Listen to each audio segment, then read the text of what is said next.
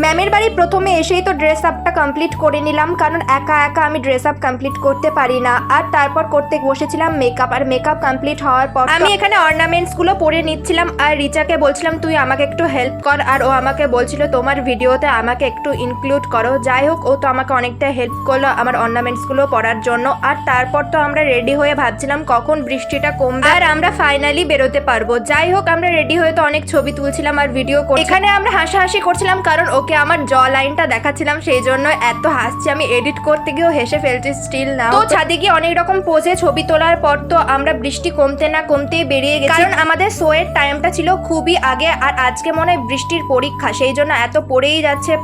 Jokes apart, যাই হোক, আমাদের সংস্কৃতি লোকমঞ্চে তো প্রোগ্রাম ছিল, তো আমরা ভেতরে চলেও গেছি। আর গিয়ে দেখলাম তো একটা প্রোগ্রাম স্টার্টও হয়ে গেছে, আর আমরা এখানে ওয়েট করছিলাম। এরপরই আমাদের ছিল কল টাইম। তো আজকের মতো এইটুকুই, দেখা হচ্ছে নেক্সট ব্লগে। Bye bye.